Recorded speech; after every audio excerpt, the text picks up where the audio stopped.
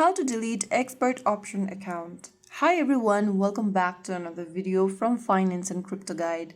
If you are using ExpertOption and want to permanently close your account, before deleting it, make sure you are certain because you may lose access to your account and any remaining funds. So firstly, open up the ExpertOption application on your device, or you may also visit the ExpertOption website and sign into your account that you want to delete.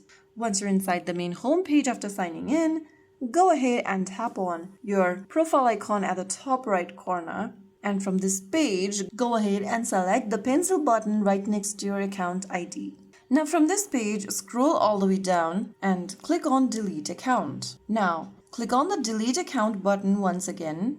Before you delete your account, make sure to complete all of these steps mentioned at the top. You must close all current trades, withdraw all your finances, cancel your deposit payments, exit battles if you have any, and then tap on Next.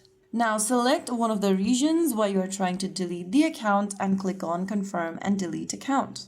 Now click Confirm the pop-up and you have successfully scheduled your account for deletion.